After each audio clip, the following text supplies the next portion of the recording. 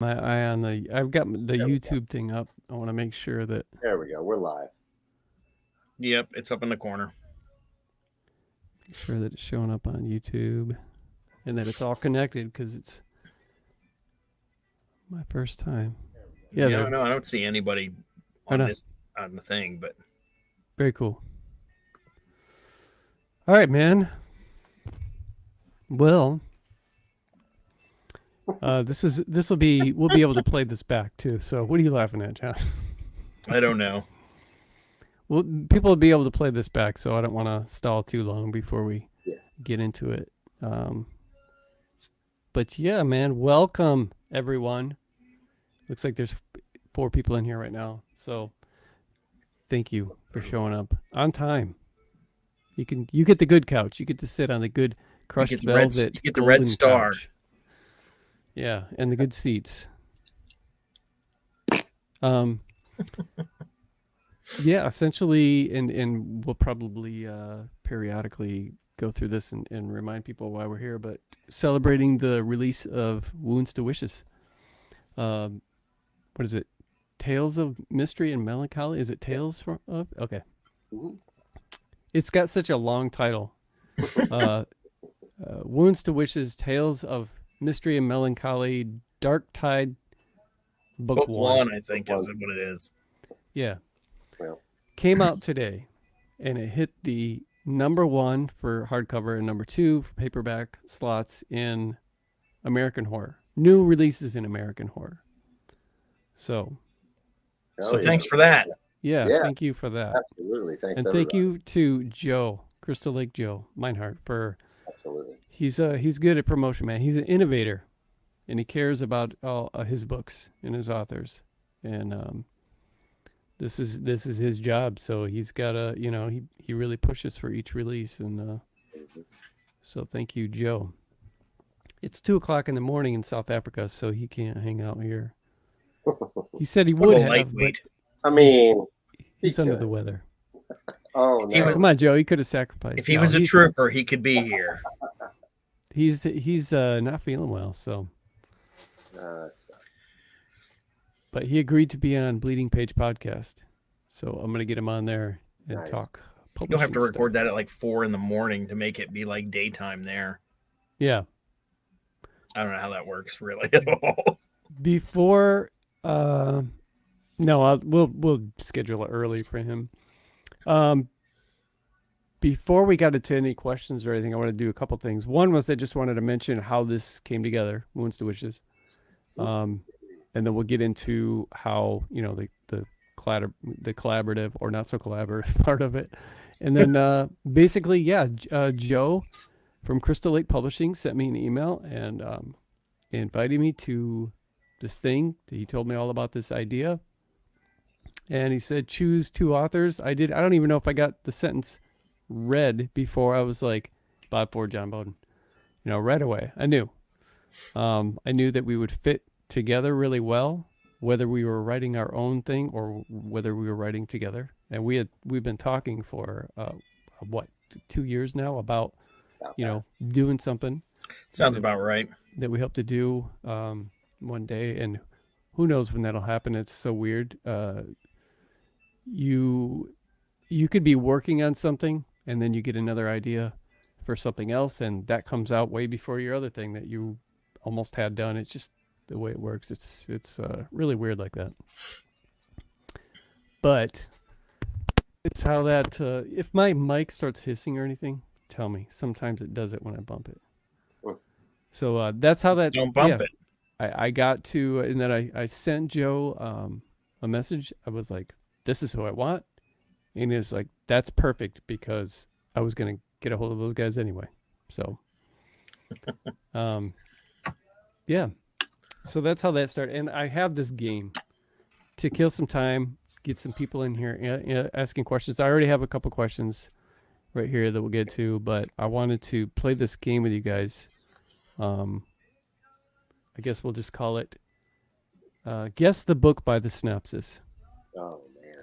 Guess the book by what? By the synopsis. Just blabber out.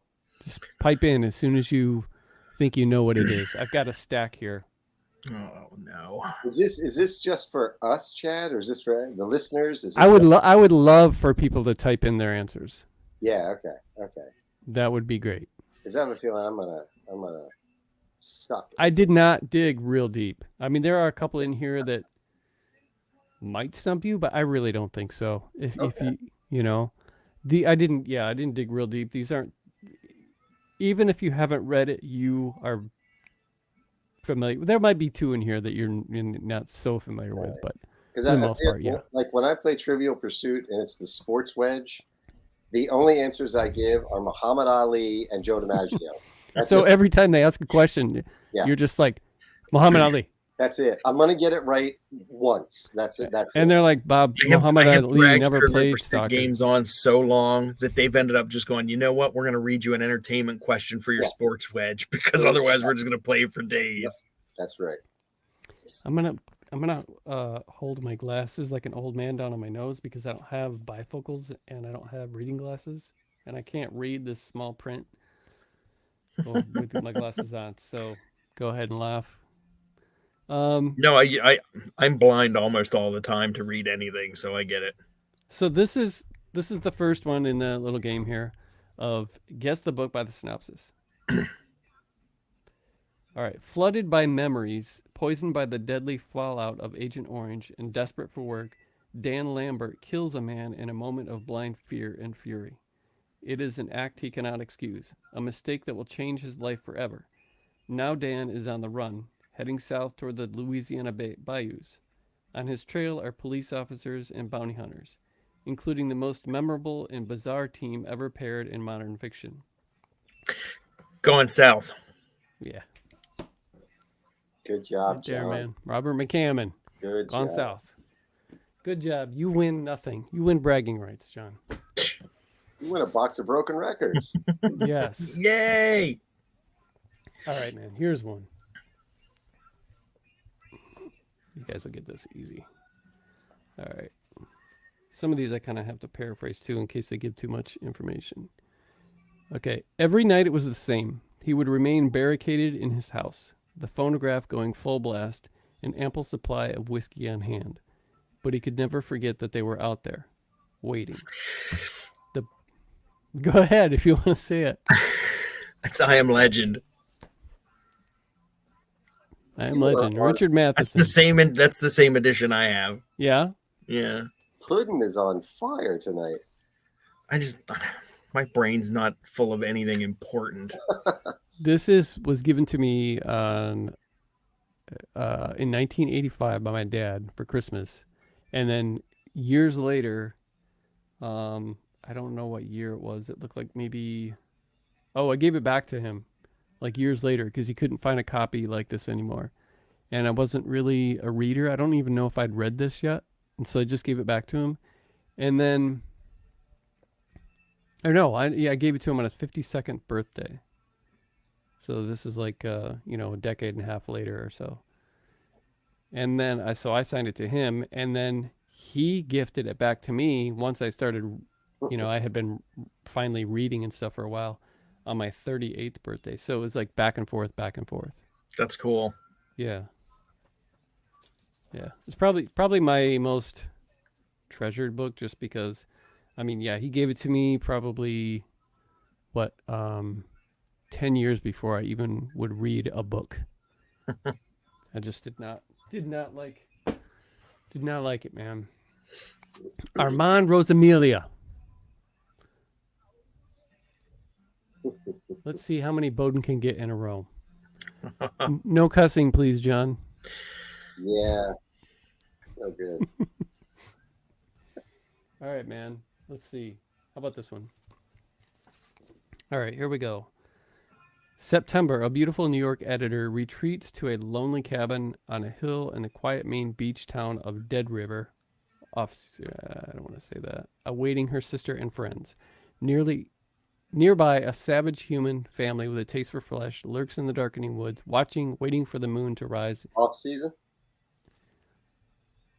Off season. I almost said off season because it says it in here. I was like, whoop. Good job, man. So far, I've read all of those books. I think there's a couple here that I have not. All right, man. Here's a newer one for you guys. I didn't answer that one out of spite. You were feeling bad. All right. I don't know if you guys read this or not, but I did. It was good. Go to the farm just outside of town and you'll hear it. A voice inside your head. Or is it? Come to me. A voice that makes you want to pick up that axe over in the corner of the barn and swing it and kill. Feed us. Feed us now.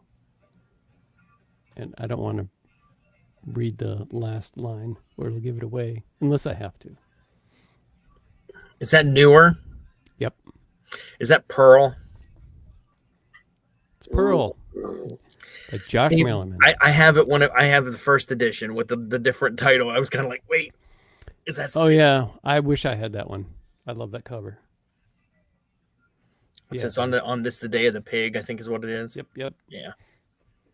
Okay. Let's see. Okay, ready? It's terrifying how quickly everything can be taken away from you. Iris learns this agonizing lesson in the blink of an eye. Her future dreams, her past life, everything gone in a storm of pain. But this pain is only the beginning. Any ideas, guys? I don't have a clue. Shall I keep reading? I just moved. Oh yeah, okay, yeah. All right, there. I see what you did there. Good job, Bob. Lightning speed. Damn sure I better get that one. All right, here's one. If anyone has questions watching, whether would they be about John's beard or John's beard is like reaching its last days. It's gonna go back to the chops here soon. Or wounds to wishes or anything at all, whatever. About writing, reading, movies. It doesn't matter. We do have some questions here that we'll get to. But for now, I'm doing this silly game with my friends. All right. It begins with nothing more. No, I can't start there. It begins with a writer named Roberta Anderson looking for firewood in the forest that stretches behind her house. Bobby stumbles over 3 inches of metal, which unusually heavy spring runoff has left sticking out of the soil. A logger's beer can, she thinks at first, but the metal was as solid as Mother Rock. Shall I keep going? I didn't hear you very well what it was. Okay, it says it begins with Bobby's discovery of the ship in the earth, a ship buried for millions of years, but still vibrating faintly, still humming with some sort of life. Is that Tommy Knockers? Weak. Yeah. Nice. Yeah. What'd you guys think of this book? I remember being disappointed, and I was probably like 16 years old, 17 years old. I liked it, man. It had in the movie. It had some good stuff in it, but it just, I don't know, it kind of felt kind of like a mess. Well, it does trail off how King tends to do. I mean, I liked it better than it, which is that trails off really bad. I have a hard time saying that I don't like any Stephen King books because I can find something good in all of them. Mm-hmm. But there was a period there where like somebody should have come in and been like, you need to focus just a little bit better. Mm-hmm. Yeah. Less cocaine. But I learned a lot from it, so that was our textbooks. This one might be easy. It was. Young Willie is on the run, having fled his small Texas farm when an infamous local landowner murdered his father. A man named Loving takes him in and trains him in the fine arts of shooting, riding, reading, and gardening. When Loving dies, Willie rechristens himself. Paradise Sky? Oh, John. Lansdale.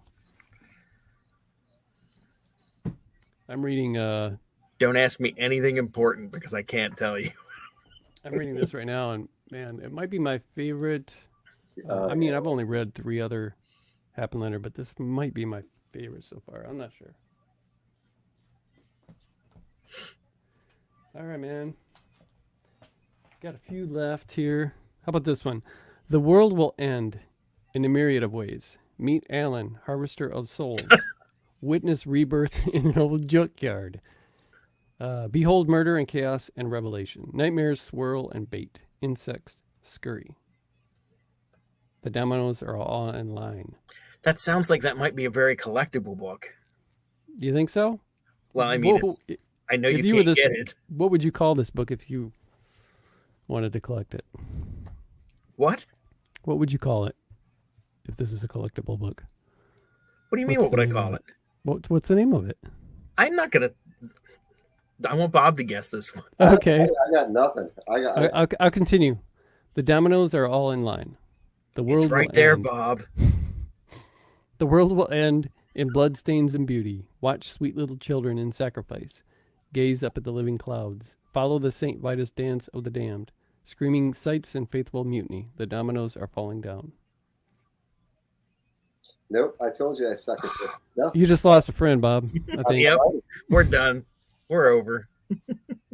Oh, see, that's why. Dominoes by the children's book that John Boden That's wrote. why. Nope. You can read this to your pre-kindergarten. If you can find it. Yeah. Oh, I got my copy. I know where it's at. Help him sleep at night. All right, man. Let's see. Couple more. This one, I'm going to give you a list of short stories titles because this is a collection. You're going to what? This is a collection, so I'm just going to read the titles of the stories in here. Let's see. Macintosh Willie. Napier Court. Down There. Heading Home. The Proxy. The Depths. Out of Copyright. Man, I thought you'd get it in Macintosh Willie. Most of these aren't really, nothing stands out. They're all just like The Companion, The Chimney, Above the World, The Puppets. I'll give you this. The Macintosh Willie's story about a dude that has Coca-Cola caps on his eyes. I remember that. I remember the name of that story, but I can't remember what it was in. It's in this one. Mm. They're Companions. See, I think I have it in I think I have it in an anthology somewhere. Because I don't have that book. 3 more here. I'm not going to say this dude's name because I don't want to give it away. Blank is a record-collecting middle-aged minimalist whose dreams of becoming a detective are waylaid by love and laziness. But when he inherits his late aunt's rundown motel, his passion for investigative work reignites while he searches for answers as to who keeps shitting in the bushes. His findings lead to a full-blown murder mystery where he and Might that be the Neon Owl? It might be. Yeah, I was going to say. Yeah. By yours truly. Yeah. Yes, when the shit hits the fan. This one's kind of I don't know if I'd call it a trick question, but we'll see. Epidemic murder isn't a pretty thing, especially when it's murder by fire. A match igniting a living gasoline-soaked human, and it's no prettier to a sheriff than it is to any other person. Sheriff Dan Gillis of the quiet town of Potter's Bluff can't believe the results of his investigation. That would be Dead and Buried. Yes. Mm-mm-mm. Have you seen this movie, Bob? I have not. You need to fix that. Man, you have to see this. Ooh. Chelsea Quinn Yarbrough. Mm-hmm. I have that same. That's the hardcover, right? Yeah. Yeah, I have the same one. Here's the last one, and this is probably going to throw you guys, but all right.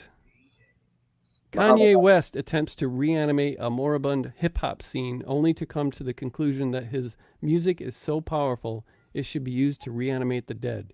And who better to reanimate than those two legendary titans gone before their time, Biggie and Tupac. Hilarity and carnage ensue. That would be Kanye West Reanimator. Yes. I think I have that somewhere. It's great, man. It is. It's something. It's hilarious. That's it. I'm done playing.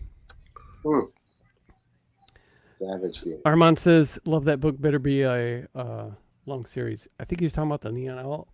I plan for it to be. Probably. Yeah. I would love that. Okay, let me get to this question. Yeah, I think you're the only one that can see them. Yeah, because I wrote them down and they were these were some on Twitter, I think, maybe Facebook. This is from Steve Petit, aka Stewie. He's the co-owner of Horror DNA. Cool guy, funny guy. When y'all collaborated, did you have any idea where the other authors would take it? Also, how did you coordinate this? Meaning, did you write your story first, then Bob and John read it, grabbed what they needed, and took off, or were things planned before writing started? It's Bob, like you want he to thinks take we're that? professionals. Here it comes. Okay, it's my fault. All right, we have been talking about collaborating for a couple of years, and during these discussions that would come up, because trying to get us to nail down a schedule where we have time, all of us have time to do this, is like herding cats. So Putting toothpaste back in the tube. yeah, exactly. So we've been talking about this in collaborating in a true round robin fashion of collaborating. So that had been in the back of our minds. And then, Joe contacts Chad contacts John and I don't know which one of us was more excited, John or me, but we both immediately were like, hell yes, of course, absolutely. So at the time, there was it was definitely my fault. I was coming off the heels of editing a novel, Dead Pennies, and I had all this. I converted over a burner to a screenplay and done all these things. So I was high energy at the time, and I had all this built up momentum. So we started getting the details about, okay, it's got to be grief based and tales of mystery and melancholy and all. And I'm like, yep, I'm in, done. So I jump right in with both feet, and I think I got the first draft done in like 2 weeks, and the first draft came in at like 25,000 words, something like that. And John and I are talking. I'm like, well, I finished the first draft today. And he's like, what? He's like, I don't even have a fucking title yet. And I'm laughing. And then he told Chad, and Chad's response was very similar. What the fuck are you talking about? Chad got mad. Yeah, no, understandably. And but I backpedaled. I'm like, all right, well, wait a second. If I stepped out of bounds, like, no big deal. I'll send this out on my own. No big deal. But I went back and read Joe's original email. And I'm like, I don't think it was supposed to be a real round robin, or maybe it was. Like, I don't know. There was a lot of vagueness in my own mind, and but Chad, being the guy that he is, was like, you know what, screw it, we'll roll with it. We'll roll with it, and we started developing these sort of blend and mashups things. And when I first read what Chad wrote, I was absolutely floored by it. The hair actually went up on my arms when I saw how he had handled what he did. And but yeah. My Only Sunshine almost went somewhere else. I almost started over from scratch, which I would have been fine with. But yeah, it was totally my fault on how the collaboration worked. But here's the good thing. This only means that we can really do a real, true three-way collaboration in the future. So all this is just whetting everyone's appetite for what's to come in the future. This is true. And honestly, I think a full-blown three-way collaboration is actually going to be easier. Yeah. I think it would be easier than this, because we were all like, how am I going to tie that in with this one? And, it was kind of tricky. Yeah. We'll just call it Menage a what? But no, we'll figure it out. We'll do something. We have. It'll happen.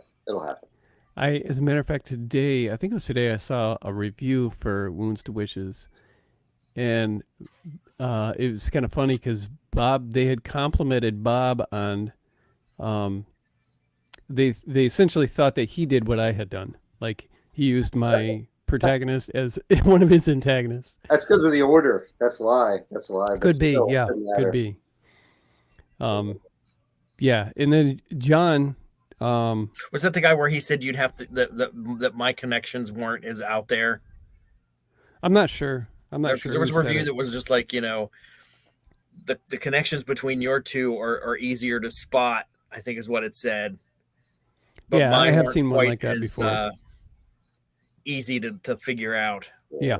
Well, see, when I read yours, John, I went back and altered and added things to mine as well to mesh and merge with what you had done as well. So, but it's That's right. I forgot about that because you yeah, told me, because I didn't have time to read it again. I just yeah. said, this guy you've got at the beginning, just have you changed it at all? Because I Yeah, gotta yeah, yeah. know. Good question. I was like, no. And I even said, I was like, I mean, I don't, if even if you switched a word out, I have to yeah, no, know. yeah. No, I didn't do anything like that. But no, because when I saw John's, I was like, all right, because I loved what you did, and I Mm, was like, nah, we're gonna tweak some things. But no, the final outcome, I'm just so stoked on how everything yeah. worked out. Very proud, very happy with all three of our stuff. It's I think they speak to our strengths, and like when I read John's, I was just like, John, I was telling him, I was like, John, the creatures that John writes are just like, it's like Cronenberg. You when you see Cronenberg, you're just like, how'd this wacko think of this concept? Yeah, And then when I read like Walk the Darkness Down or Suet in Winds to Wishes, I'm just like, dude, how much cough syrup did you drink before you started writing this creature in here? yeah, yeah. Well, that and I'm not gonna. Someone talked to me today, messaged me, and it was about your writing style, John. And they knew who they are. They're listening right now. I have no doubt. And I took a screenshot of this earlier. You posted it yesterday. Absence makes the heart grow angry, boy, and anger is a most fertile womb. Who the hell writes like that? Who Yeah, writes that sentence? That sentence, the list of those words in that order would never ever enter my mind on how to make that work together. yeah, But My the brain's way, weird. I don't know what yeah, to it's say. that. And you're right, Chad. The creatures, that's the same. I get the same. I read that. I'm like, I have no idea how you even arrived at creating this. Like, this hmm would never enter my realm of thought. In that yeah, weird pants way that I write is how that happens because I don't ever have anything thought out ahead of time. Like I literally sit here and I'll type it out and then I'll get to a thing and I'll be like, wow, that was a thing. yeah. I that same thing that you just quoted, John, and I remember, I don't know how many years ago, it must have been 5 or 6 years ago. I was like, how do you? Because I was new to his stuff, Mhm. and I was reading it, and he was doing a lot of these really cool metaphors and stuff, and I was like, okay, who is it you're reading that you're getting this stuff from? Because uh, I love it, and this is stuff that you come up with, and if you um, if you see that in any of my stuff, because I do sprinkle it here and there, it's from knowing John. Yeah. That's where Oh that yeah. came from. No, When I do that, it's from John. It's John's fault. I'm convinced you just steal old Conway Twitty lyrics somewhere because people don't listen to it. Old Conway Twitty, old Waylon, no, I'm convinced there are poems somewhere and you just steal them all. I mean, maybe. I don't know. I wish I had some great story about where I get it all, but I just like words. I like to play Yeah, you're with right. them. I like the way they work together. I often go with like a cadence, Mm-hmm. I'll kind of work out like a certain string of words that I've had editors point out to me that that string of words they sound too alike and it's awkward and you should change that. And I'll be like, no, because I did that on purpose Sure. because of the way it goes when you read it. Yep. EGC guys, I finished the story today, and wow, man, really appreciate that. Thanks Thank for you. taking the time. Thank you. That wasn't a question. And hello, Frostbite. Frostbite 2022. Hello, how you doing? Thanks for stopping by. Yeah, man. What was? Oh, I've got another question here. I think it's. Let me see if we've covered it or not.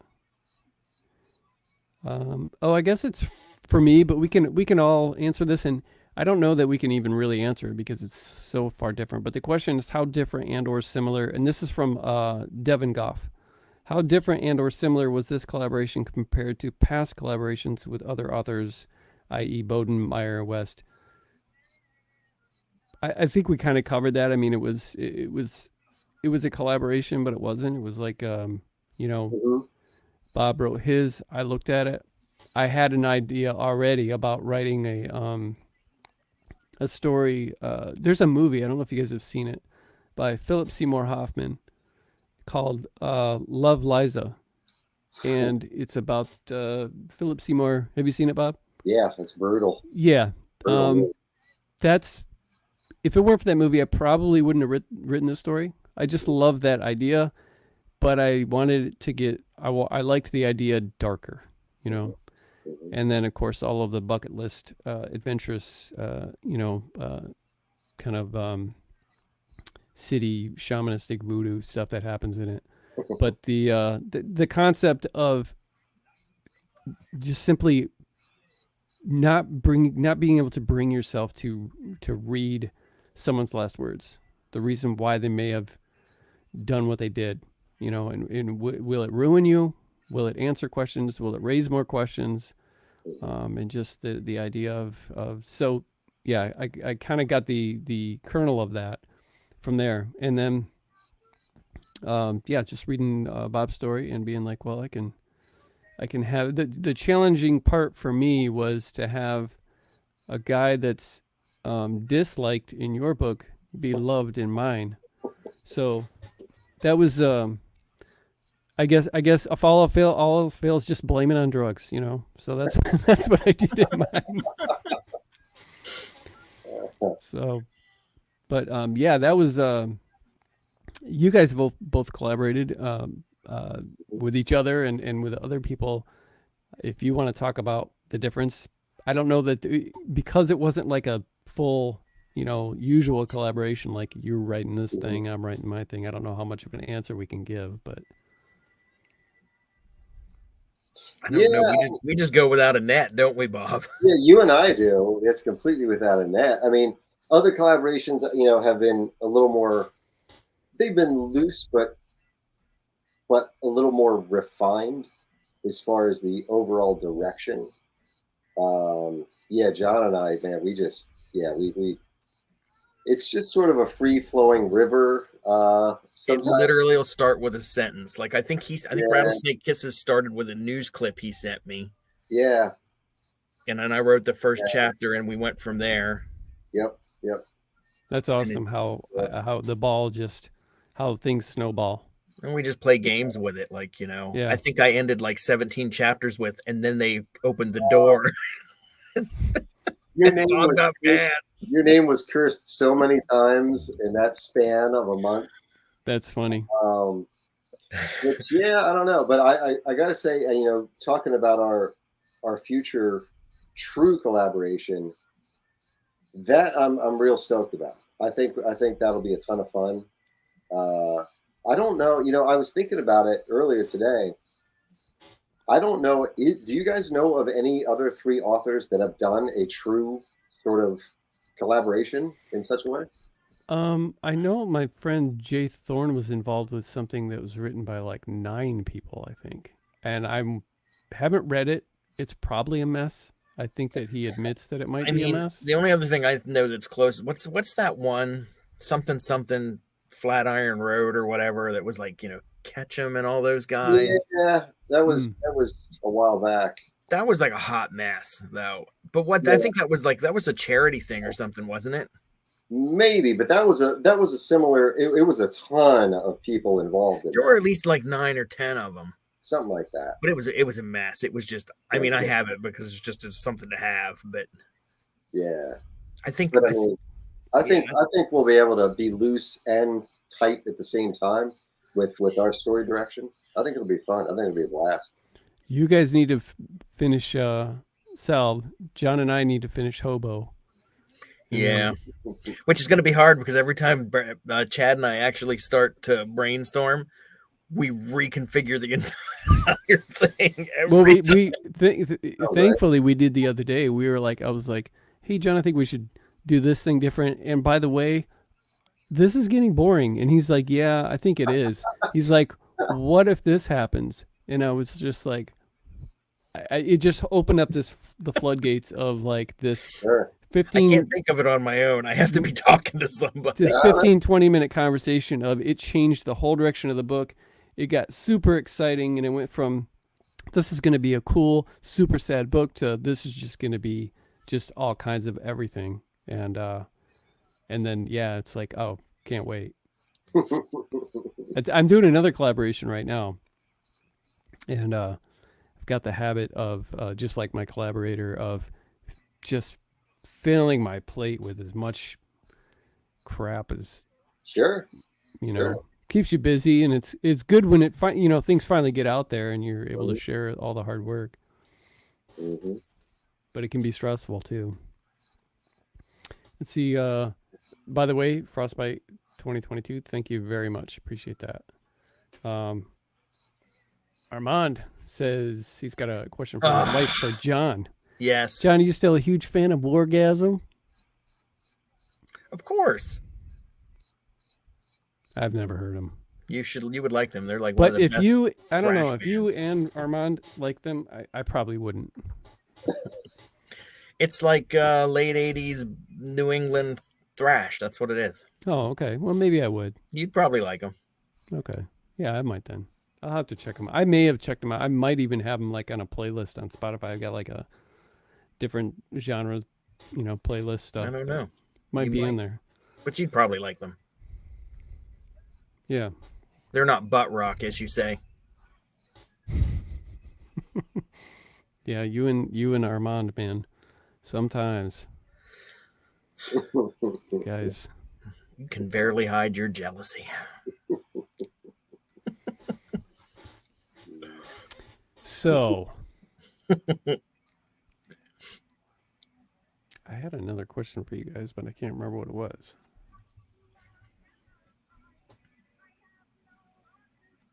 Don't remember. No. And I didn't write it down either. So you guys are working on Hobo right now. Yeah. And can you share what you're working on now, Jack, on your own? With John? No. Just on your own. For your own. Oh, on my own. But I don't think I'm working on anything. I mean, I have so many, probably you guys too, so many things where it's like, 30,000 words in, and I just, I'll eventually get to it and stuff. I mean, I've even got the second book at Neon Owl started. Nice. But then I stopped because I thought that that I was going to be doing. I thought I was going to be working with a publisher for the rest of that. Maybe I still will. I don't know. It's taken a while to find some answers on that, but I do have a Patreon, kind of like Choose Your Own Adventure, that I regret starting. Okay. It's it's more than just choose your own adventure. It's like I've had them pick things along the way, like from the kind of like subgenre to the scenarios. Like I'll have a poll set up, and then most votes, that's what I write the story on, and then so a lot of the decision making process. So it's this kind of like humorous thing about a game night where one of their friends, one of the regulars, can't show up, so they go to Craigslist to find someone to take the place on this board game night that they do religiously every week. This woman and her grandma show up, who sell. This sounds like something you guys might write. Who sell sperm on the black market? So they are there to essentially hold rape up. these. I have questions. Okay. This girl and her grandma sell sperm on the black market. Yeah. Like, are they just harvesting it? Is that what it is? Well, they're you're not sure exactly what they were doing at first, but yeah, they Because are. They're that's an there to important that's an important nugget of information for they me. are there to forcefully take the sperm from dude bros. Yeah. And they're yeah, it sounds probably raunchier than it is. I mean, it has gotten raunchy, and I gotta admit, man, I got a lot of like women patrons, and it has made me feel the way that this has gone. It's made me feel a little uncomfortable about like here's the next two chapters, and it's like, oh man, what am I doing? But it sounds like they're steering. People are steering the through the polls and everything. They're steering things. Sort of, but I mean, I don't know how all this happened. It's You're turning into an erotic puppet, a literary puppet, Chad. You know what it reminds me of? Have you ever heard the story of Elvis Presley and his chimpanzee Scatter? mm, Elvis Presley had a No. chimpanzee named Scatter. okay. He ended up getting rid of it because it was mean and it bit people. But there's a story that he used to take it when he'd have his parties at Graceland. He would take the chimpanzee in, and the chimp would get drunk. And the chimp used to like to walk around and look under the girls' dresses and whatnot. And there's the story goes that there was a girl passed out on the couch, and this chimp went over and like pulled her skirt up and climbed up on the couch and was like messing around under the skirt. And one of Elvis's friends was going to go over and stop the chimp, and supposedly Elvis put his hand up and said, "Hold on, I want to see how far he goes." What? That's what your patrons are doing to you. You're the Scatter. Oh my That's one of my favorite gosh. Elvis stories. What was the chimp's name? Scatter. Yep, you are scattered now, Chad. He used to go out on Sundays. Elvis would go out in like normal clothes, and he would take the chimp with him, and he would drive his pickup truck so that he could put the seat far enough back and sit the chimp on his lap and hunker down and make people think the chimp was driving. Oh man, Elvis is my hero. if I could afford it, Chad, I'd become a patron just to skew the vote. I'd steer it. Yeah, it's pretty crazy. It's like, and I told everybody from the get go, I was like, I don't know that before it got out of control, I was like, I don't know that this is something that's going to be necessarily be published. We'll have to see. And as we move along, I'm like, oh man, I still don't know, but I do have a different direction that I'm trying to grab the wheel again, and say what's wrong with you guys and get back on the roads. So yeah, it's been interesting. It's different. Scatterbrained. But I just think of all the people who signed up because they're like, oh, I just love stirring the sheets and it's romantic and heartfelt and blah blah blah and oh, false drums and flies, and it's like, wait, what is this? What the hell is this? Yeah, I feel bad. Wow. But, I guess that's the only thing I have a Western that when I'm finally done with it, will be a novel, and I was considering trying to query agents with it because I think it's going to be really, really good. It's tentatively titled Planet Caravan, and I like the title, so I'll probably I might keep it. So, but yeah, just lots of stuff like that. I got a really I got one that would I should probably put trigger warnings in it, and I actually had considered it because of just the subject matter. Mm-hmm. I feel actually might be worth putting. It has a lot of self-harm and anorexia and things like that. That I could see someone actually maybe having a relapse or something. So something like that, I can understand. But I don't put trigger warnings for hurting a dog or something like that. But something like this, yeah. If it's truly going to maybe set somebody off onto an old path with some old habits, then maybe they should find out first. Yeah, And then I got a haunted house idea, but I don't even know if I'm going to finish, some of these. I don't know. No, yeah. We all got Yeah. five just like that. I think I got one or two more things too that are started, and it's like, will I ever have time? I can't do that many things at one time. I've got like 3 things in the works, and I'll just jump between them. It gets stressful, but I It's don't. too I try much. not to think about the other things unless like Bob said, do you have anything else? And it's like, oh, I mean, Bob and I've been working on Black Sav for like 7 years now. It Wow. feels that way. Feels like It's, 84. dude, it's been close to 3. It's been a bit. Yeah, it's been a hot minute. Chad yelled at me the other week. He's like, dude, you guys have been saying it's almost done for 2 years. You have been. My bad. Well, I took a long break there for a bit, but we're getting the bicycle back on the the right path right now. That'll happen when it We're happens. so close. I swear we've got like 5,000 words left, maybe. Probably, if that. Maybe. So we're right there. How many words are you in right now? I think What? it's Black Sav is like it's like 45. 48, Is it past that? Yeah, it's 48,000 something maybe. Yeah, it's gonna it'll be over 50 by the time. Yeah. So it's got some. It's a doozy, boy. Yeah. It is so trashy. Parts of it. Yeah. Parts of it. I mean, it's not like we have characters selling sperm on the black market or anything. But No, we don't. Chad didn't hear you. Yeah, I was thinking of something else, and yeah, okay. Yeah. The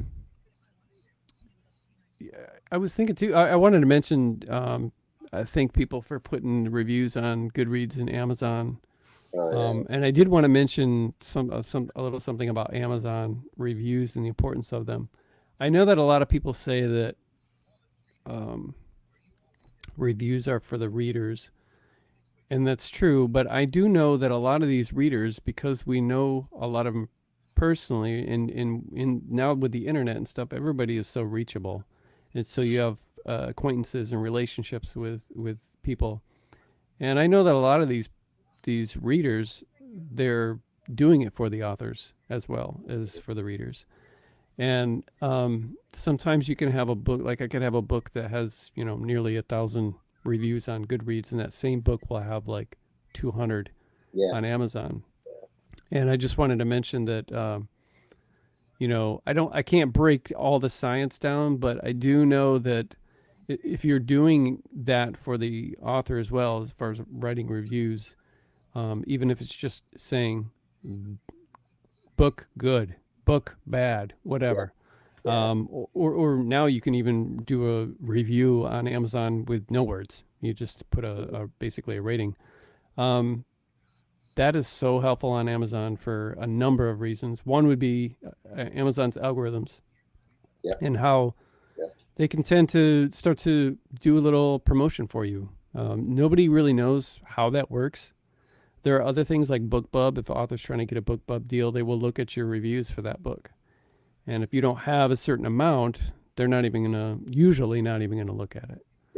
Another one would be bookstores, indie bookstores, and even Barnes and Noble. When a book is recommended to them for a while or something, or they're looking into it themselves, they will hop on Amazon and see, does this thing even sell anyway? Are people reading this? And if there's not very many reviews, chances are they're not going to get it. Same goes with agents, looking at, they want to look at how much do they sell and stuff. And it's like, I don't think they spend a lot of time on Goodreads. They want to, it's a business. They want to see sales. So there's a number of reasons why they're both important, and we're grateful for both of them. But there's a real importance as far as priority in reviews for the author on Amazon, and even for the reader, because of the convenience. I mean, if you're on Amazon and there's 2 reviews for a book, but there's 900 of it on Goodreads, you're ready to pull the trigger. You don't want to go to another website and find out if this book might be your thing or not. So, yeah, that was my soapbox talk about Amazon reviews. You did very well, Chad. No, agreed. And doesn't Amazon owns Goodreads as well, don't they? Yeah, I think so. I thought they do. Yeah, it's too bad they can't move them over. Well, I was just gonna say it's a shame that they can't figure out some way to cross pollinate things there. I know they can. That would be awesome.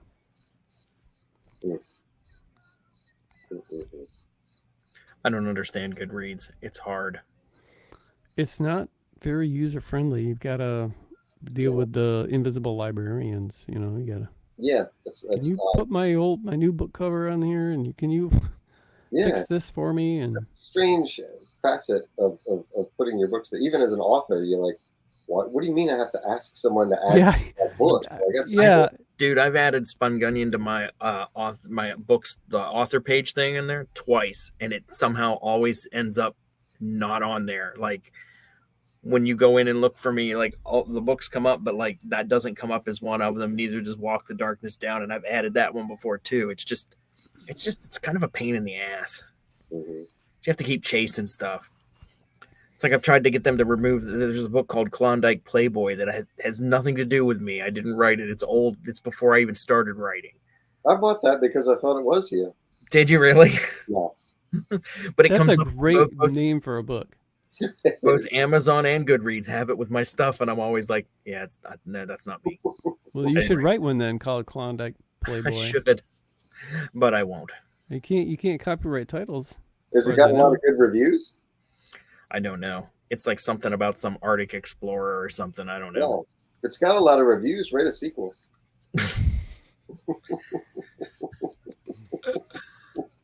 Funny. So, John, what are you working on? Just Black Salve? Are you working solo stuff? I know you're going through your puzzle. Yeah, I'm trying to Thrift store salvage puzzles. thrift store puzzles, which you both read. Mm-hmm. Because I think that there's a really good novella there, and I think it's pretty solid for the most part. I think the final act just needs some strengthening a bit. Mm-hmm. So I have that. I assembled my first collection and subbed that out for a call. I'm waiting on word for that. That's right. I forgot that you did that. Now, were you going to be? You were going to be part of the thing with like what Tim Meyer and myself were doing with the 3. Did you sign with Silver Shamrock originally to do 3 short story collections? I had been, yeah. Yeah. Okay. Yeah, I had signed that too, and then that was the only kind of part that I was kind of glad about when they went under. Oh yeah, me too. I was kind of like, phew, I don't have to. I am off the hook for that. Yeah, that's a lot of short stories. What was I thinking? Other than that, I think the only solo thing I got going is I'm about halfway in. I wrote another horror western called Out in the Light, which is much gorier than Walk See the you, man. Darkness Thanks, Down. man, for stopping by. Yeah, man.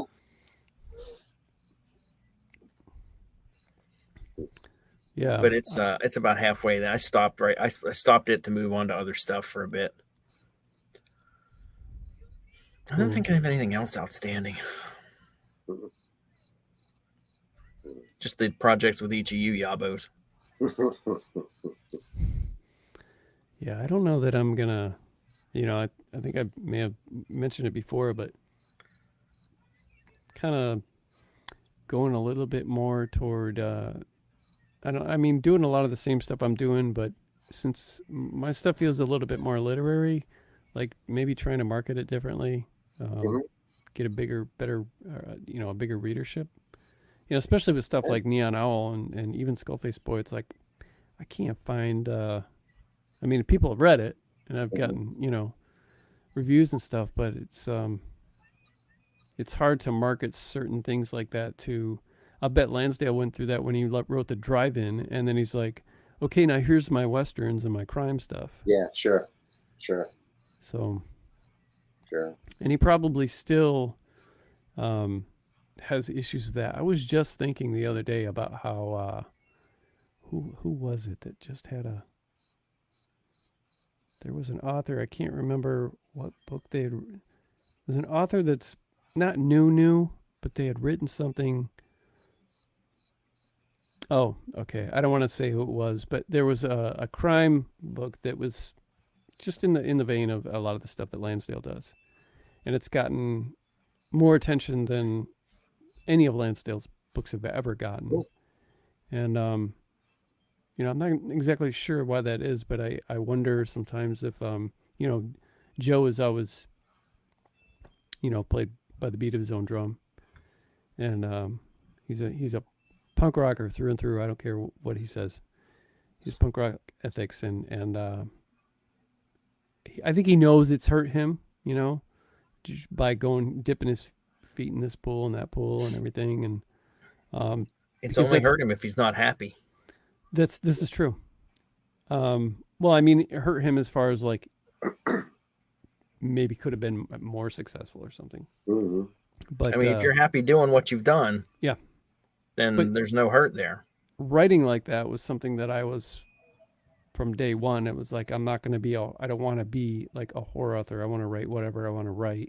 Sure. And hopefully I will have a readership that follows along and reads whatever it is that I want to put out. And I'm not going to stop doing that, but I have noticed that it does hurt me, as far as like if I would have stuck to, you see people and they stick to this one thing and stuff. And it's kind of like being a jack of all trades and a master of none, instead of focusing on one thing, like, if it's a talent or a hobby or something like that, and then you can really excel at this whole thing. That's kind of what it feels like for me anywhere, where it's like I'm just touching all this other stuff instead of like head down sticking in this one thing. I mean, I definitely get what you're saying, Chad, and but then I also think of guys like Michael Crichton. That dude was all, I mean, everything from, Jurassic Park to ER to, medical thriller. I think he was everywhere. I mean, he wrote in everything. And maybe it is luck, maybe it's timing, maybe it's whatever, but I definitely understand what you're saying is, and with Lansdale as well, it's that you become known for, would you rather become known for something specific, specific genre like that? Or, as John was saying, if there's something that you want to write the damn thing and be happy about it. Yeah.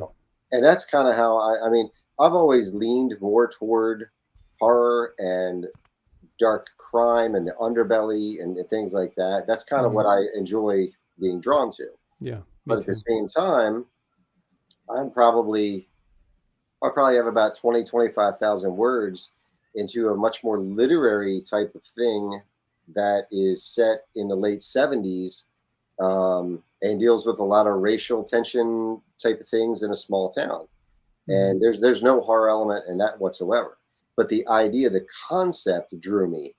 And the working title on it is Domino.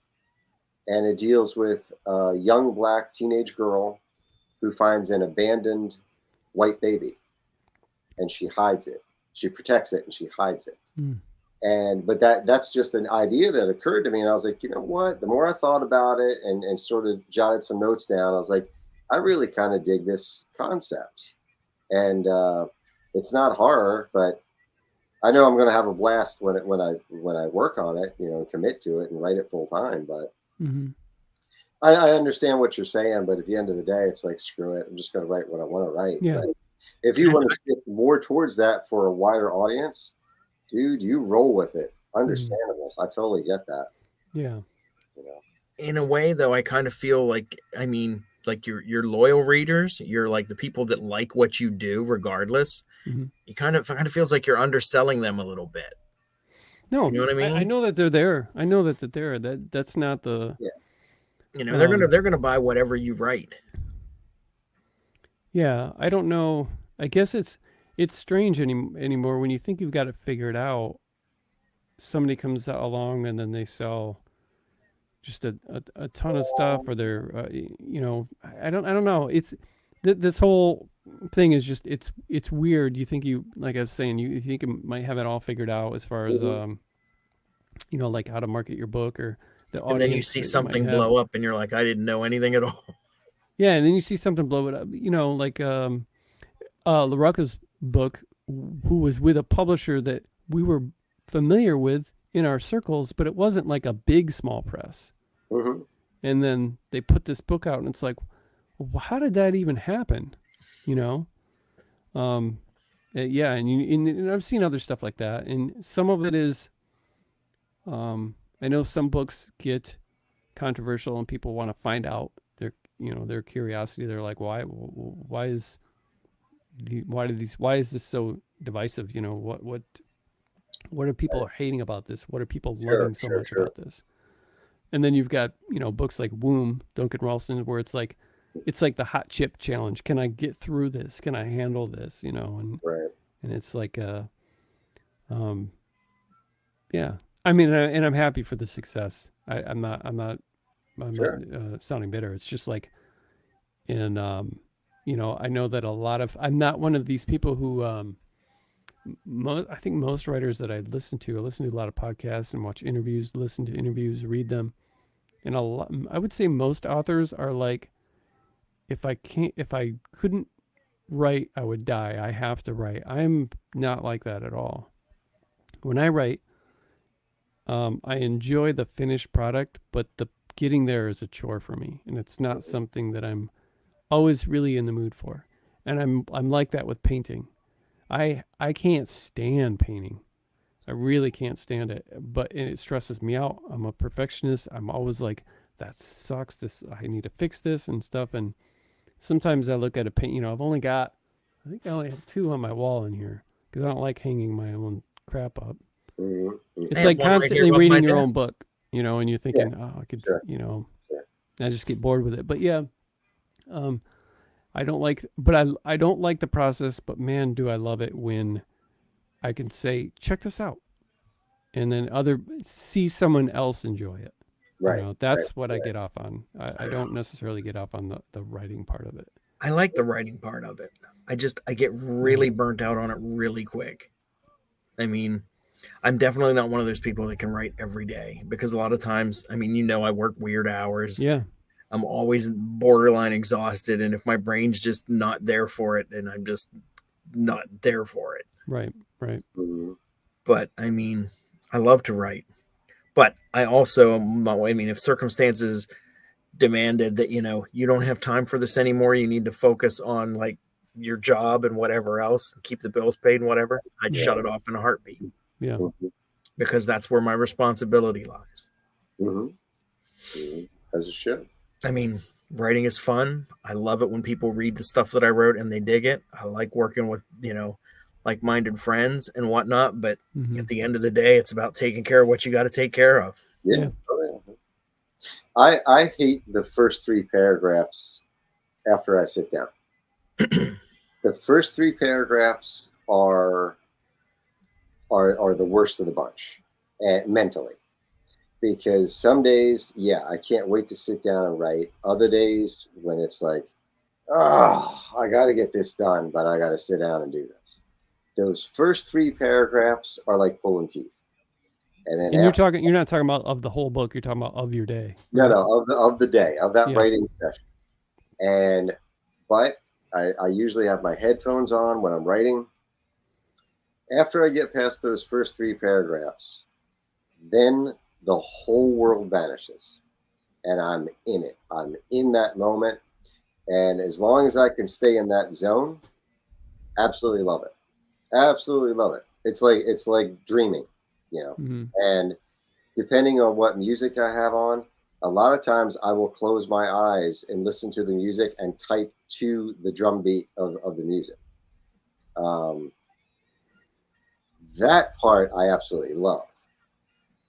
When I get to the editing process, I would rather pour salt in my eyes. And when we get to, it's time to write the jacket copy, the back cover book. Oh, see, I love doing that. That's the worst. That's like my favorite part. No, you're a psychopath for liking that part. No, I would rather sandpaper the ass of an alligator in a telephone booth than I absolutely hate that portion of the work. I like doing that. That's my favorite. Hmm. I look at it like a puzzle. It's like a crossword or something where you have to boil down the entire essence of what you've just finished into literally like 2 small paragraphs. And I love doing that. Mm-hmm. The reason why I don't like it is because I do it wrong. I do it my way, and I do it wrong. And I'll give you an example.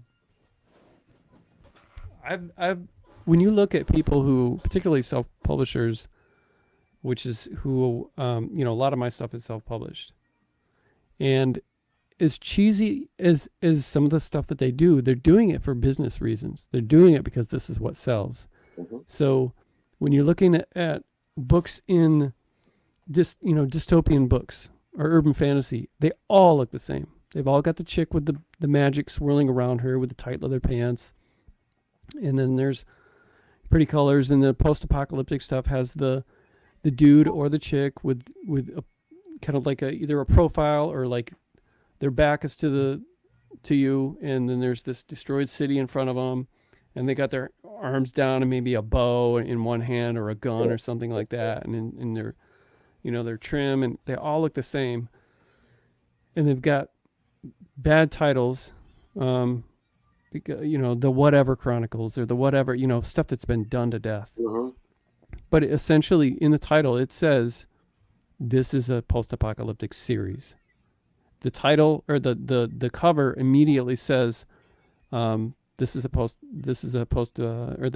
cover art says exactly what it is, so that on first glance on a thumbnail on Amazon, you know exactly what you're getting. Mm-hmm. And people love familiarity for some reason. And so when you read their synopses, they're the same, in a world where, this challenge and this, what will happen? Will they be able to, and it's like, I hate that crap. And I know John hates that stuff too. Will Mima and her daughter be able to harvest the sperm? But you have to, it's like, honestly, you kind of got to play that game. If you want to make some of that Dan Padavana money, who went from making $100 a month to $400,000 in the last year. Yeah. He's playing that game. He's doing that.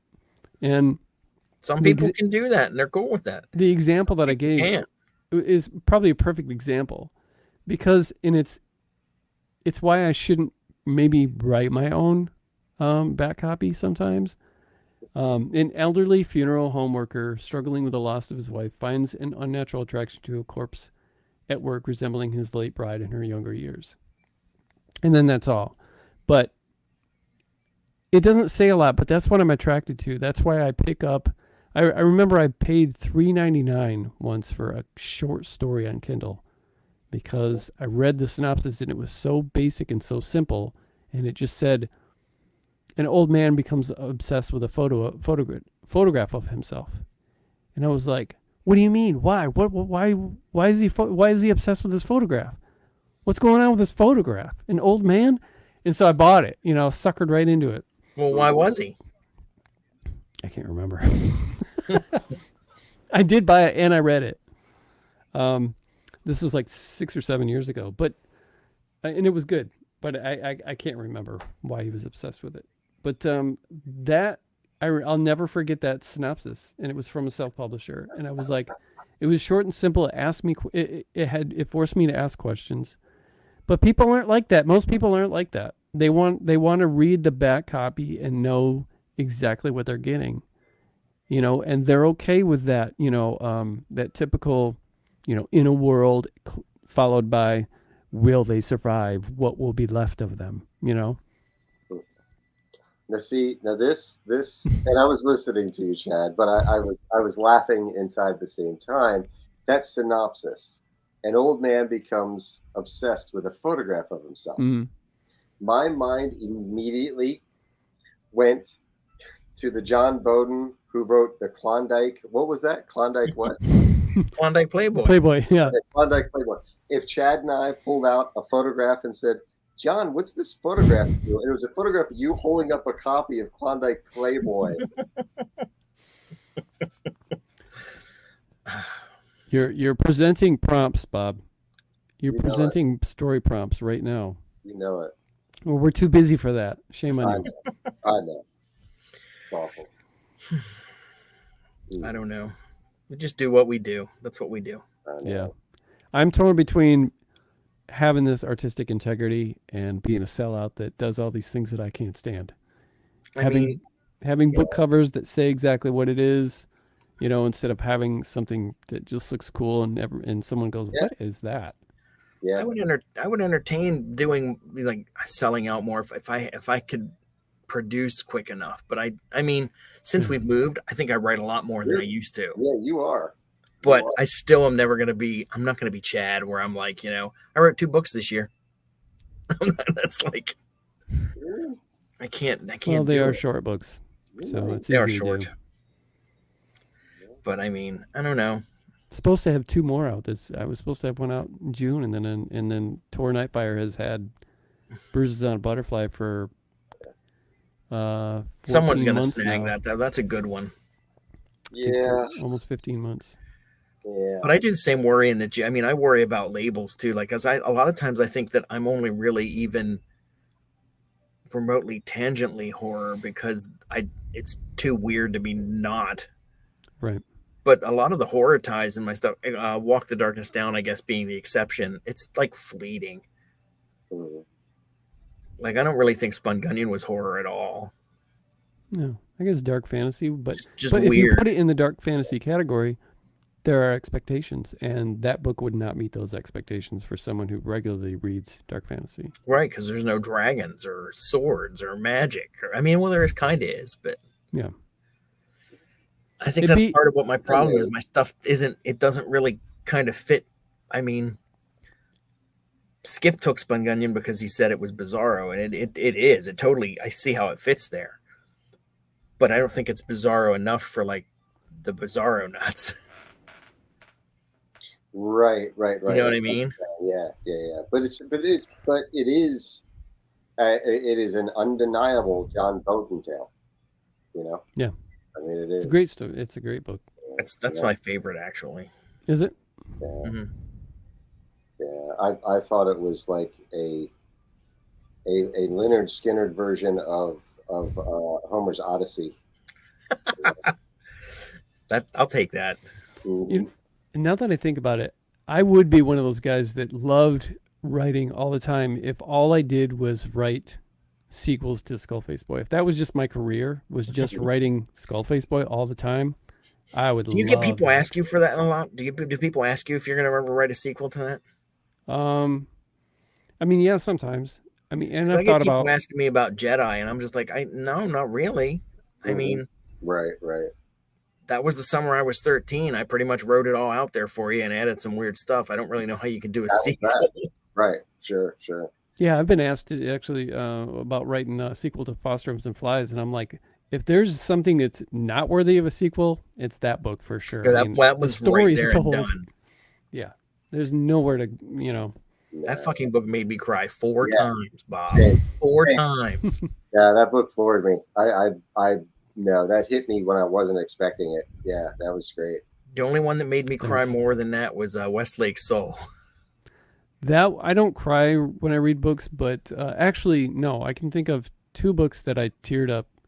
One was Westlake Soul, and one was when I read John's Maggie's Farm, which became Up Behind the Barn.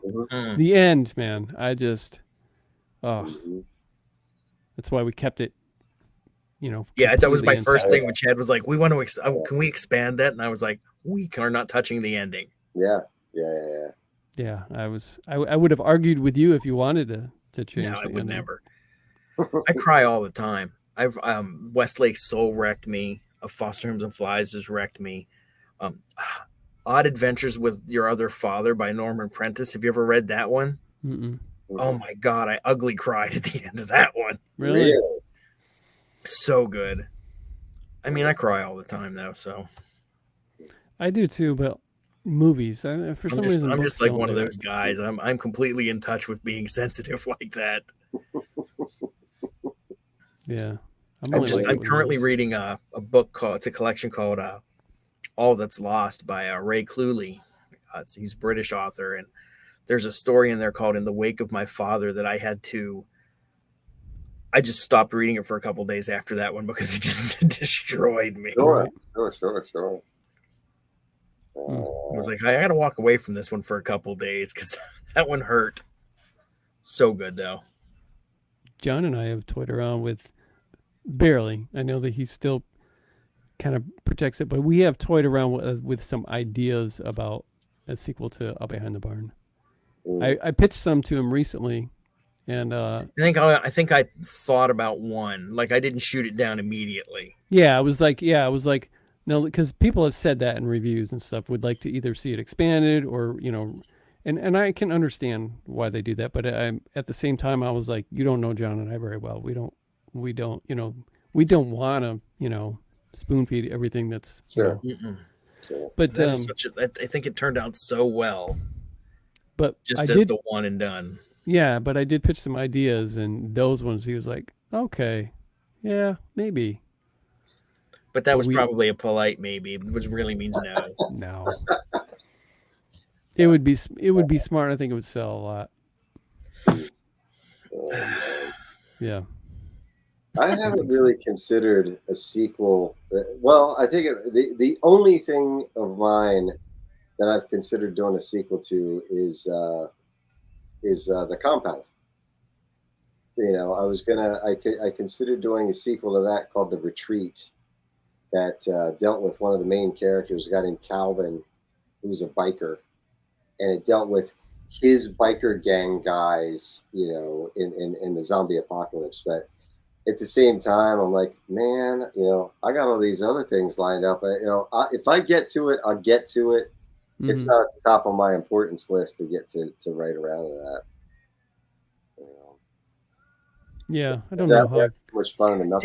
Weren't you working on a third one in like the because there's like Samson in Denial and then Ring of Fire? They're kind of tied together.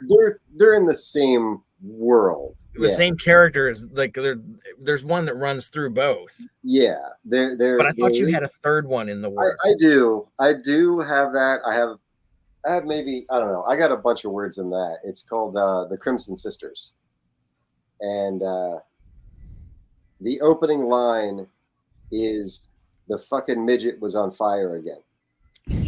That's the opening line. I get already. It's and that's all I can say. Actually, I can't actually say anything else more about it. Is there any black market sperm in it? Not yet. Not yet. Yeah, there you go. Chad, because you said that, we're going to work that into each of our works in progress. Probably. It's going to be the new bass. I was lighter. just going to say, yeah, it's going to be the new lighter. I just read that bit. I have that in Thrift Store Puzzles today. I got to that. I was like, oh, there's the lighter. I always smile when that pops up when I'm reading some of yours. Man, it's too funny. Well, it's just like we're hanging out in public. Yeah, I mean there are people in here watching, but everyone's very quiet. Flies on the wall. They think we're ridiculous. Yeah, they're like, what are they talking about? Black market sperm? What the heck? I'm out of here. It's only black market sperm if you sell it to strangers. I had thought about, speaking of sequels, I had toyed around with, but I think it sounds cool just saying it. So sounds better on paper than actually doing it. But like a skull-faced girl, and doing almost like a parallel thing. But I don't want to retell a road trip story just with the opposite sex in a different adventure. I would want it to be something. Maybe make it super gritty, sort of like Girl Interrupted, but with girl with a skull for a face, kind of a thing, where she's in like a detention center for like problem youth or something to that effect. Make it more gritty. Well, I've already got something started that called What We Do Is Secret, but that's the one that I would have trigger stuff. But the one thing that I think I probably will end up doing a sequel to, is, and it's only because someone had mentioned it. The book's not out yet, but I think someone had beta read it for something, or I can't remember why, because it's going through a publisher. But they're like, I love this. I think you should have you thought about doing a sequel? And as soon as they said that, I immediately thought, I'm talking about How the Skin Sheds, the Death's Head Western, splatter Western that it's supposed to come out sometime this year. But that would easily do a Western, and without feeling that was a good one, selling out or anything. Thanks. Yeah, could do that. And I might do it because that was fun. That was one of those. Whenever I'm given or give myself enough like the Neon Owl or Skullface Boy, where it's like I'm not sure what's going on because I don't really have an idea. You know, I pants everything that I write, but there are books more that I really have no clue what's happening. Sure. I always enjoy those better, actually. Way better. They're And, you know, freeing in a way. yeah, and that's how Skullface Boy was. You know, it's just like, and when you have a road trip and you're just meeting people, everything it's like, what's Sure. this? You know, is this going to be a bad guy, a good guy, or what's Yeah, going to yeah, happen? So it's so that's why I had so much fun, and I mapped it out because I told the story as I was kept going on traffic view from Denver to Hermosa Beach, California, using traffic view, and I would see stuff, whether it be a trailer park or you know, some mountains in Utah or something that would prompt ideas, and Mhm. so it was just one prompt after the next, and that made that really cool. But when I'm having I think road trips are kind of like my thing. Road trips are coming of age, where it's like, what's this person going to get into? But when I have something like, you know, Flies, where it's like, okay, we have the spelling bee, but where it's just like, Right. let's just write about this person, and then this is the world they live in, and then it's like, now go, and then and that is fun. When I I don't love have any idea pantsing. I what's don't going on. understand the people that don't like to write that way. I mean, I get it, you know. I mean, I But kind of do too. I mean, it's the same like working with people that go in the morning and have to like write themselves a physical list of everything they want to get done during their shift, and then you just go in and go, "Fuck it, here's how we go." yeah, I mean, everybody's different, but Yeah. The structure. you know, you see people who are just phenomenal writers that outline the crap out of their stuff, and then you see phenomenal ones that don't have any idea what they're doing, like Lansdale. Shit, I don't even pants mine the same way twice. Like Snarl, I literally wrote the last scene first, and then I went, Yeah, "How am I going to get here?" yeah, I've done that a couple times. Not first, but before I was even halfway through. Yeah, write that last paragraph, and it pretty much stays about 90% of how I first wrote it. And when I have that, I don't know, it helps me more because I have like this, like John, when we were talking about, and then we'll do this, and then this will happen, and this. All of a sudden, you've got more of a direction, and that feels secure. And maybe that's why people do more outline, because they don't. They like that security and that reason to sit down, like instead, because you can stare at your screen, and like Bob said, it's like those first three paragraphs. You really got to force yourself through it, and for somebody who has an outline and they know what they're doing that day, Right. maybe it's an easier push to get them going. Sure. And because not knowing where you're going is a really good excuse not to write that day. Hmm. That's why you start with the end first. Who's the? Now I who's think about the, it, I did that with Spungunyon too, actually. There was a famous author that used to do that Stephen King would talk about. I think he always wrote like that. First, the last paragraph first, or the last page first. But I don't do that always. Walk the Darkness Down is probably my biggest example of pantsing, because I just literally made that shit up from beginning to end. Didn't know where it was going. Yep, those are the funnest for me. It works. Bob, you had to at least do some outlining with Burner, didn't you? Yeah. No, I take it back. I didn't do so much outline as I wrote longhand about 17 pages of notes. And that was the first day that I sort of said, okay, this is what I'm going to work on next. Yeah. And I didn't even really have the end in sight yet. Like the first draft that came through, I ended up cutting out about 12,000 words off the first draft, off the very end, because it took things into a real different direction at the end, and so yeah, the feedback that I got, and the more I thought about it, I was like, yeah, this has got to go. But I didn't really outline it. The main thing for me was I love unusual structure. I love a well-made structure of something. Like when it comes to movies, like Pulp Fiction, Memento. Memento, I was just gonna say. Yeah, that kind of thing. I'm like, yeah, that's unforgettable to me just because of the way the movie was structured. Yeah. The first time I saw Pulp Fiction, I thought the movie was over when Bruce Willis and his girlfriend got on the chopper and rode off. I started to get up out of the theater seat, and it kept going. I'm like, the hell is happening here? And I sat back down, and there was like another 25 half hour of movie. But when it came to Burner, yeah, I just started focusing. I knew the structure that I wanted, and kind of just referred back to my notes. And once I chewed through those, then I kept adding to the notes and going, okay. So it wasn't so much, I guess it was more of an expansive outline, but I outlined as I met the end of that first chunk of notes.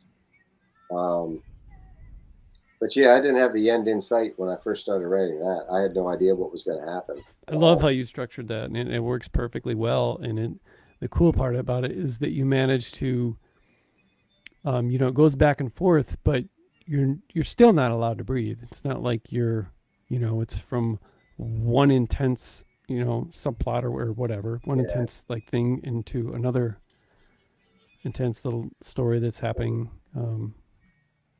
Yeah, and the chapters are real tight on that too. They're very, very short. Because I knew going in, once the foundation and everything, the setup was there, I knew things were going to get brutal pretty quickly. And I kept the chapters real short just to give the reader the ability to breathe for a second. But that was it, just a second. Then we're right back to action. But that was a strange book, man. If I could write every novel that way, I would jump aboard and do that. I was obsessed when I wrote that. I was angry at myself when I had to use the men's room. I was obsessed. Wow. Yeah. I don't know. John, before I guess we can wrap it up soon, but before we do, John, in regards to Wounds to Wishes and your book in there, Suet, what can you? And I know this. I hate being asked this question, but not necessarily like where do you get your ideas from, but this specifically, do you have any kind of cool genesis that you can for what for Suet? Yeah. Well, you did tell a little bit, like your brother, I think. It's my brother. Yeah. People are always asking me about are there going to be any other Johnny and Roscoe stories, and I always say all my stories are Johnny and Roscoe stories. All my books are every one of them is about family in some respect. This one, the main character is 100% patterned after my brother because he was a nurse in an elderly care facility on the edge of our hometown for probably the better part of 20 some years. And he ended up leaving that. I mean, for a couple different reasons, but just the mental taxation of getting to a point where every patient that you have coming through is somebody that you know. Like one of your friends' grandparents or one of my friends' parents or teachers that we had. And it's a level of exhaustion that I can't even really fathom. So I thought that would be a really good fertile starting point for a story. And then because I'm me, I also decided to cram my great grandparents' farm in there and make that the setting. And then before you know it, like I just did the thing that I do. You started coming out. Just you got animals walking on their hind legs. My mom reads all my stuff first because my mom's awesome. And the first thing she said to me when she finished that one was, I didn't realize you had ever been upstairs at Grandma and Pap Corbin's farm. And I said, I never was because they wouldn't let you go upstairs because they really did have the upstairs closed for bats for real. And I had never been up there. She's like, well, the way you described, she's like, that's exactly how the upstairs was laid out. That was cool. I loved that. So I thought that's interesting. But yeah, I sometimes I feel like I'm cheating because I'm not really using my imagination that much as far as like character and setting because I just cheat and make it people that I know. dude, no. Writers I do don't that. know any writer who doesn't do that. I'm Chad. I know you. You know, yeah. Dude, I've written 2 books that are pretty much just autobiographical. So And they're two of your strongest ones. yeah, and no, that's not cheating. That's just having a good time while you're doing what you do. Mhm. Yep. I agree. Yeah. Pretty funny. Hey, I forgot about the bat thing. I love that. I was like, oh, that's a really cool. No, there was some truly creepy little moments in that. And so, Dude, the animals. Yeah.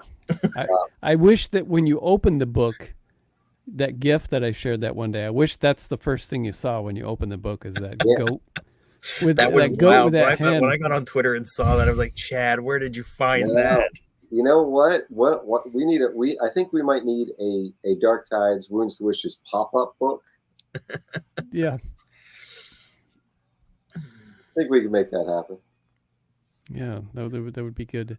You got your your TV set that pops up and that's on the Exactly. blink, and your I don't know, but I made Crystal Lake's editor work really hard though because I'm sloppy. I'm sloppy, and I write a lot of things in like a colloquial kind of a dialectical way, Yeah. and it's hard to explain to people. Look at that sexy Tim beast. Meyer. Look at Tim popping in here. Dude, good to see you, man. Oh, I'm so glad he popped in here. And okay, well, there's 8 people watching. I've got this. It's not the first time he said that. I've got this. Shut up. I've got this thing here. I told Tim I was going to talk about this, and I hadn't yet. Him and Kenneth Kane they've got that Kickstarter thing going on for their for that anthology dream they're thing? putting together. Yeah, for Neverwake, the Dream anthology. They've got a lot of really cool authors lined up for that, and I've put a link to that Kickstarter in the description of this video right now. If anyone wants to, Are they? They're pretty close, yeah. they're getting closer, but they really, I mean, they've got like a week left, and they really need to get a lot more. I think they need like $2 more grand or something like that. Oh, You know what they should consider, Chad? Black market sperm. Oh my gosh! You never know. You never know. Chad's got that, or Tim's got that long, luxurious hair, like you. Yeah. And Bob. Yeah, but John, I think if you shaved your beard, and I look like a fat 16-year-old. no, if you shaved your beard and stuffed a small satin heart-shaped pillow and auctioned it off, that might be the kicker to their Kickstarter. That's gross. That's kind of yucky. Tim's a good guy. Man. Yeah, Tim's a great guy. Tim's considered that. I'm not sure which of those. I think he's talking about the black market sperm. Yeah. Probably.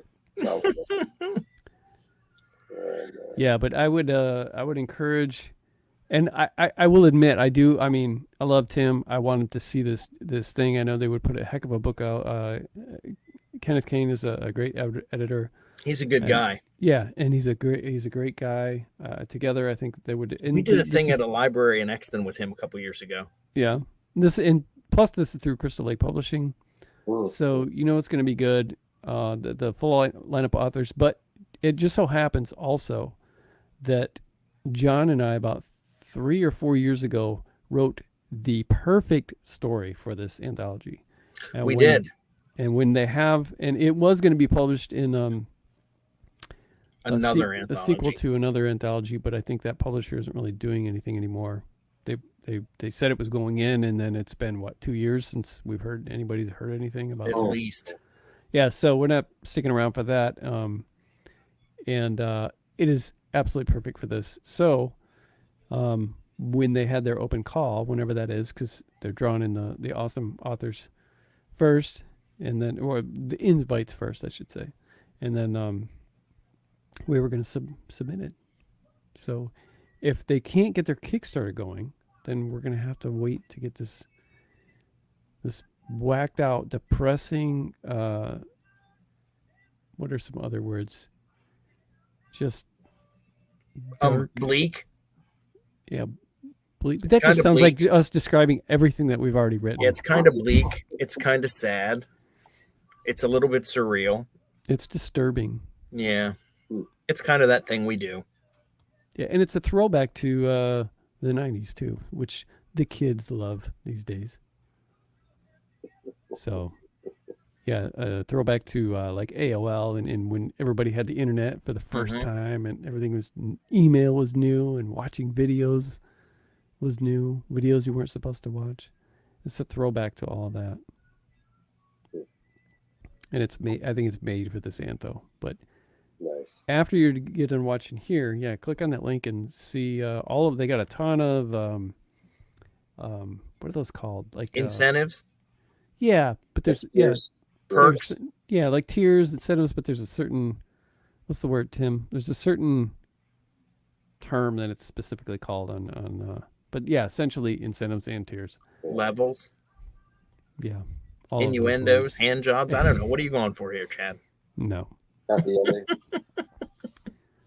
Yeah, but yeah, so that's on there. And there's also a link to Wounds to Wishes, so definitely go and buy that. And then stop at the, to the bathroom, grab your toilet paper, your Kleenex, or whatever you do to wipe the tears from your face. And, kiss your loved ones and then just open the pages and start crying, I guess. And then go to Amazon and write book bad, book good, whatever it is you want. One of the two. Well, out of the 8 people watching, does anyone have a question or a comment or anything before we shut it down? Before John gets grumpy because he's up so late. I'm not getting grumpy, but I am getting sleepy. Yeah, before John falls asleep. This is like hours past when I usually go to bed. I go to bed right at midnight, man, and then I put on some kind of comedy. Well, I've been on vacation most of the week, so I've pushed myself asleep. to stay up till like at least 11 each night. But you have been late. But I go back to work Sunday, so today I've got to go to bed at like 10, and then tomorrow night I'll go to bed at like my normal bedtime and adjusting yourself back into the routine. Get a wean, yeah. Because that's how you do it. That's all right. Well, but it was fun hanging out. Yeah, it was. Yeah, thanks everybody for showing. Of course, yeah. This is the best part of it, getting to hang out with you guys and that was a blast. Talk. But thanks for everybody who stopped by, whether it was just in and out or in especially thanks to those who bought Wounds to Wishes. Definitely. Publishing has like, what do you say, like 13 more or 14 more or something like that? Of the books, something like that. A lot of them.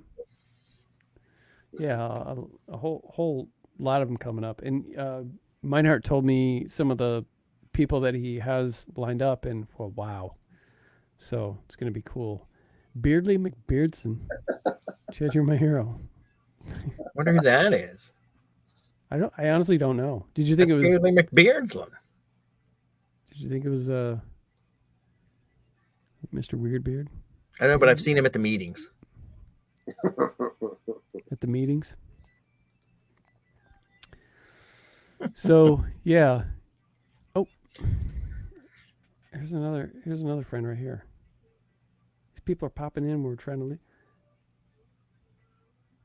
Where is it? Did I show it? There we go. Christina, she does great book covers. She's an artist. Yeah. Sells stickers. Reviews books on YouTube. She's cool. I like her. Thank you for stopping by. Yeah, thanks guys for popping in. And if you're reading Wounds to Wishes or you plan on getting it, thank you. We're very proud of it. We want to see it turned out pretty good. Get lots of attention. Yeah. The reviews have been very kind to all of us. Yep, it was a great launch day. Yeah, it was. Sure was. And thanks again to Joe Meinhardt for all the hard work that he's done. And he's pimped the hell out of it today, boy. Yeah, Joe was all over the place today. Yeah. Like every time I popped on and thought, you know what, I'm going to share this. There he was. I'm sharing it again. And I'm like, oh, it's awesome. Yeah. Yeah, he works hard, man, at what he does. Mhm. So, Yeah, he's great. but I Awesome. guess we will say goodnight. And Awesome. Good night. link is down below. People can watch this later on if they want. If they missed anything and they want to see us find out why we were talking about black market sperm or any of that stuff. Why isn't everyone talking about that? Is what I want to know. Why is that not a band name? Black market sperm. Yeah. Oh man. Good night, NW reader. With lead singer freaking Kodiak or Klondike Playboy. Klondike Playboy. Yeah.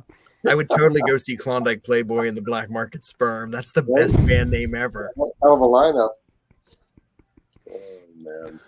All right, I'm going to end this broadcast and then hang out with these guys for a couple more minutes. So thanks again, everybody. Yep. Thanks again, Moons guys. to Thanks, wishes. guys. Have a good night.